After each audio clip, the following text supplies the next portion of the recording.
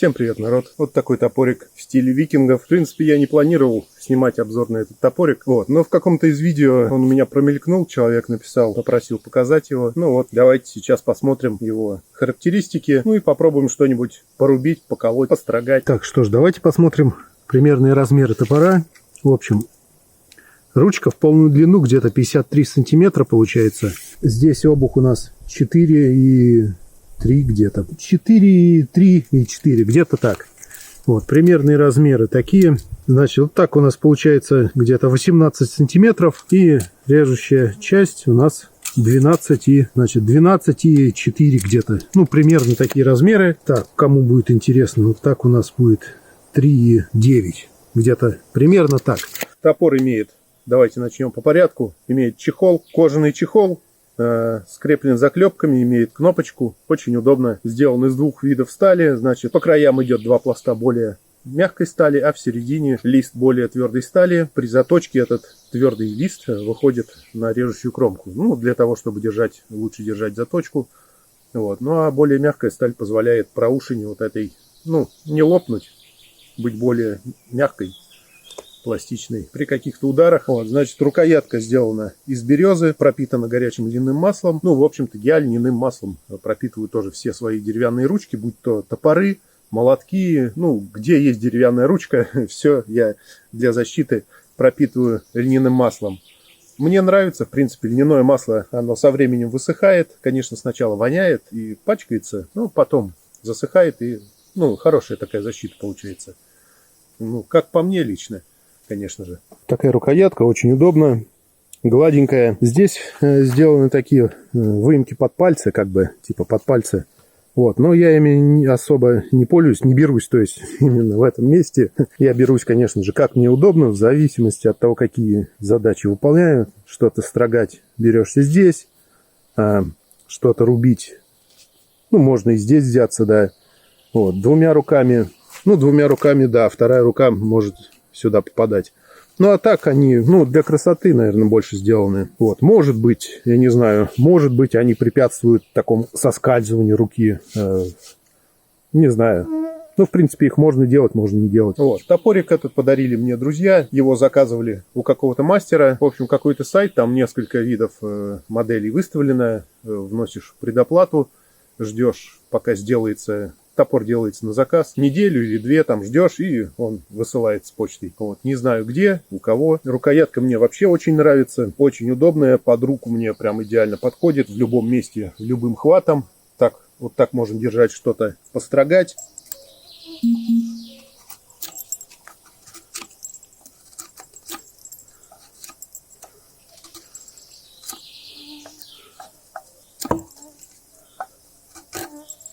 Видите, строгает как нож буквально. Палочка свежая, сырая. Хорошо строгается. Прям видим. Стружечка. Конечно, давить надо. Это не нож, ножом намного удобнее, но... Так, допустим, двумя руками что-то рубить.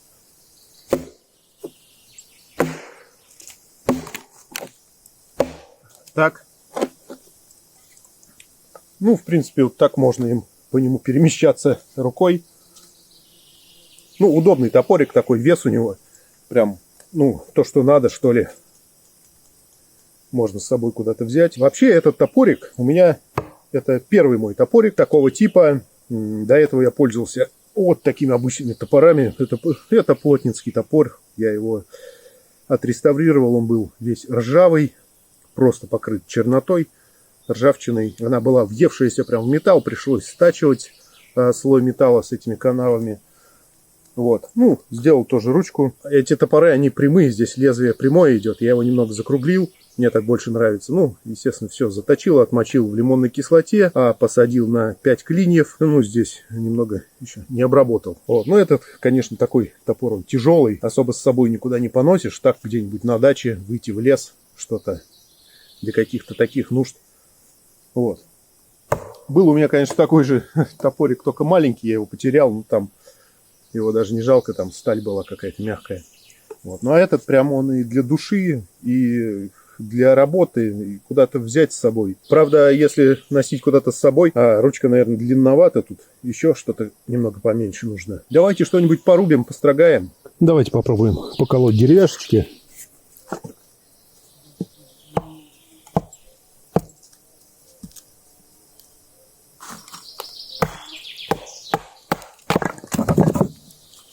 Ну, естественно, он отлично колет. Так, здесь какой-то сучок попался. Вот, видите, сучок здесь. Попробуем по этому месту попасть. Ну, отлично. Так, иди сюда.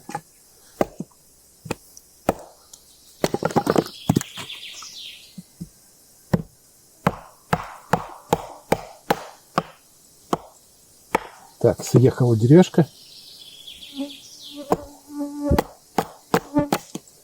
Знаете, вот как раз сейчас такой случай. Топор вошел в эту деревяшку, она пошла дальше, она не пошла на эту проушину, а пошла на деревяшку. И вот здесь снизу, как только она заходит на деревяшку, она в нее упирается и царапает. Вот такой вот момент, конечно. Вот в этом месте она заходит. Вот у меня след от прошлого раза. И вот сюда упирается, ну и портит рукоятку. Вот, я планирую какую-нибудь сюда защиту сделать. Конечно, можно или паракорды намотать, или бутылку отрезать кусок, строительным феном обжать. Что-то попробую сделать. Конечно, можно аккуратно следить за тем, как ты колешь, что куда идет деревяшка. Но это хотелось бы так побыстрее работать. И не следить только за тем, как бы где-то не поцарапалось. Конечно, топор — это рабочая вещь, за ним так бережно относиться, я не знаю, это слишком, может быть. Ну, настолько приятная рукоятка, что не хотелось бы ее поцарапать. Вот такой момент я заметил. Если топор идет сверху, то она заходит на проушину и раскалывается. А если вот по нижней части лезвия, то попадает на деревяшку. Вот такие дела. Есть такой момент. Будем что-то с этим думать, какую-то защиту. Так, ну давайте попробуем построгать деревяшечку. Эта деревяшка очень сухая, она твердая.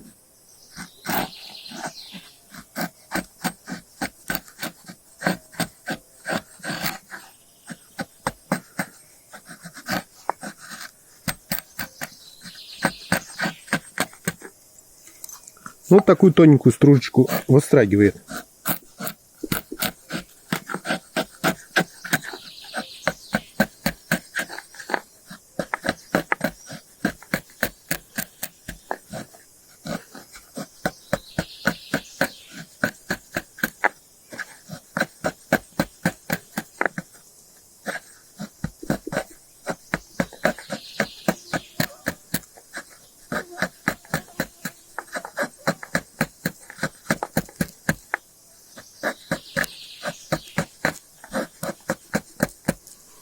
Ну, что-то вроде огненного пера я попытался сделать. Вот. Ну, вот такую стружечку настрогал. Так, давайте, может быть, попробуем ее поджечь огнивом.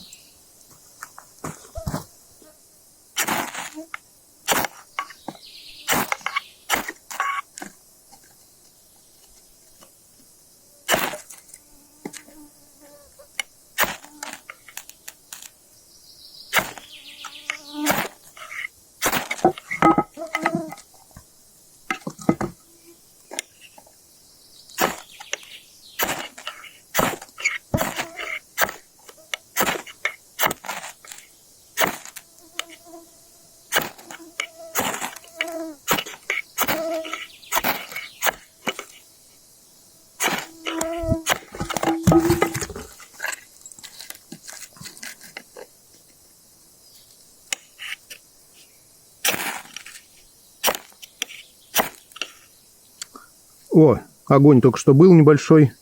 Искры пролетают мимо, надо, чтобы она попала туда. Во, пошел огонь. Есть.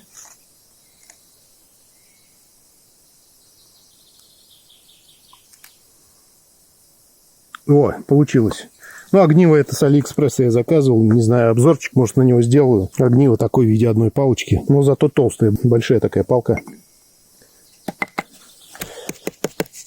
просто искры, когда ее высекаешь, они мимо пролетают. Надо, чтобы она туда в стружку влетела, и тогда начнет гореть. Вот. Ну а так, стружечки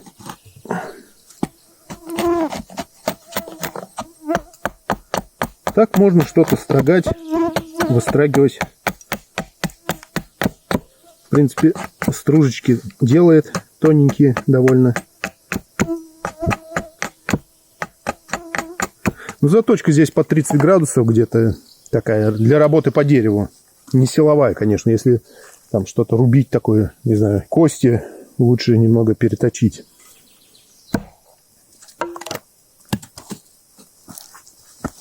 Ну, давайте поленцы разрубим.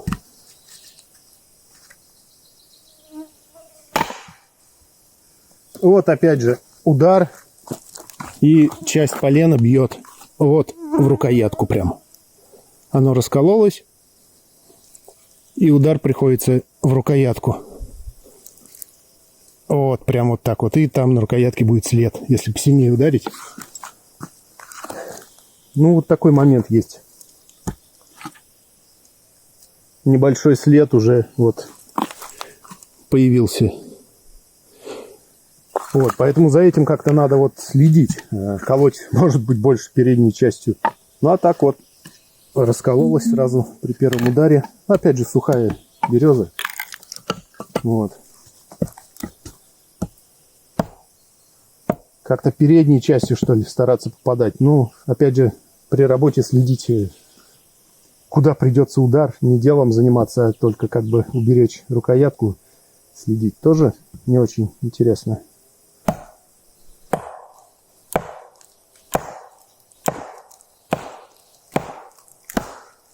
Ну, что-то плохо пошел. О, все. Так, если, конечно, долго что-то придется, много дров переколоть, можно хорошенько так рукоятку перецарапать.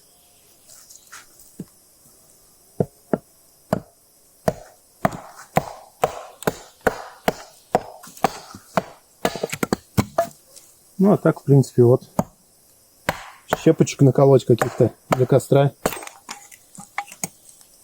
Так, ну это у нас такая палочка орешника. Ну, это я не сильно ударил.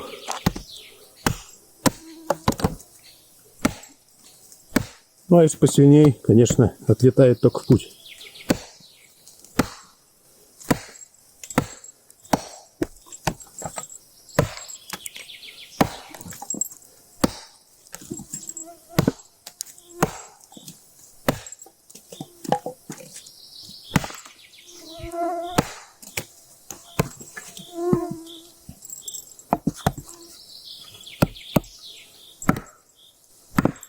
Но это такая уже подзасохшая палка.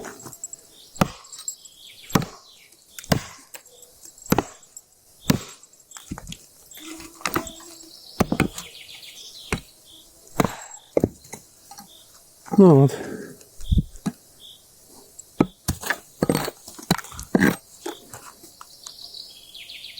Так, ну вот такая палка у меня есть. Здесь даже сучок. Сейчас попробуем ее построгать, что ли. Точнее, затесать колышек.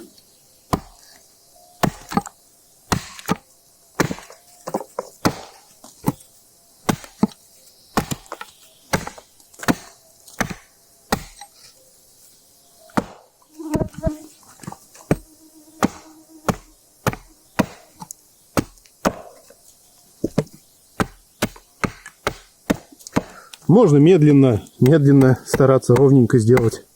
А можно так по-быстрому одним ударом посильнее махнуть. Раз. Ну, тут уже можно не попасть куда надо. Вот.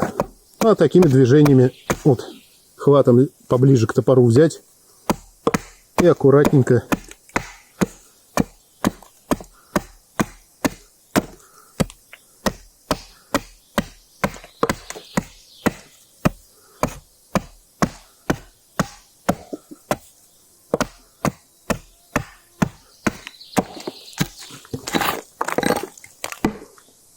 Так, ну давайте попробуем колышек забить.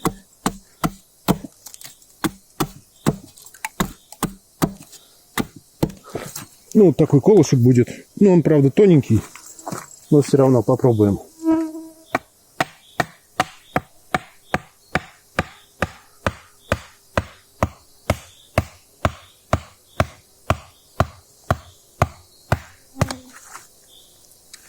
Ну вот, скол произошел.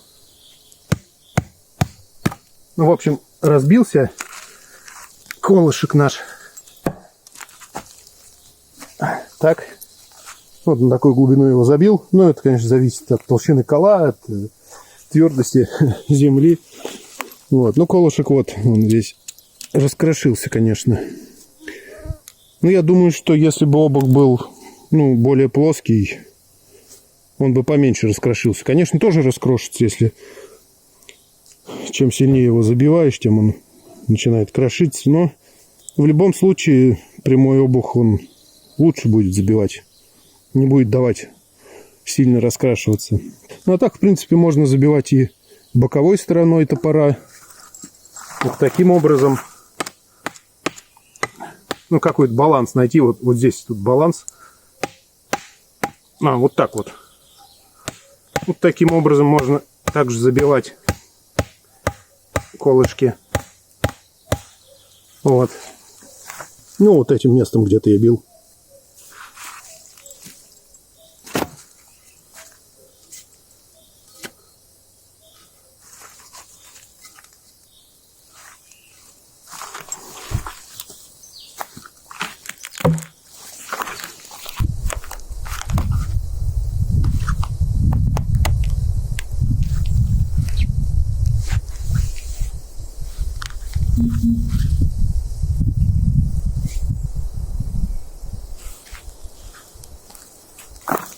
Но оно такое уже шатается, как бы оно не упало раньше, чем я его перерублю. Но давайте попробуем порулим.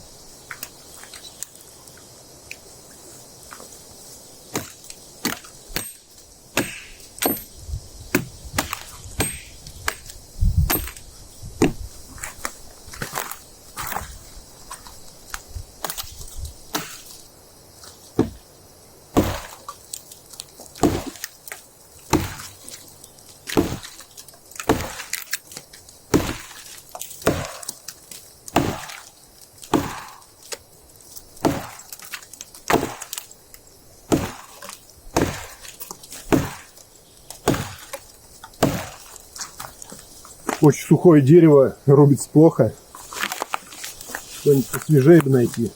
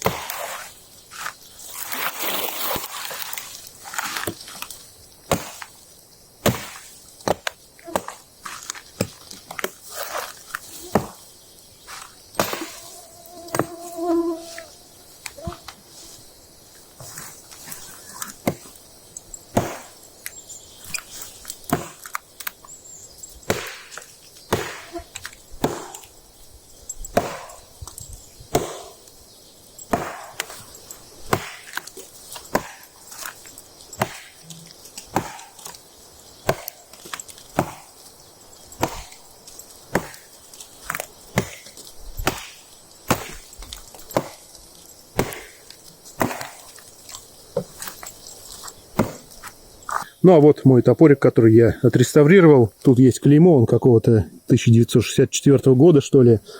Вот, в принципе. Вот такими обычно топорами я пользовался у себя на даче, а с собой куда-то в какие-то выезды брал. Ну, подобный топорик, тоже типа плотницкого, он был, но поменьше намного, такой компактненький, вот, который я потерял. Вот, ну, теперь, конечно же, вот этот, теперь, ну, он мой любимый, потому что он у меня единственный. Теперь мне хочется что-то еще взять. Может быть, еще какие-нибудь топоры себе прикуплю, тогда будут тоже обзоры.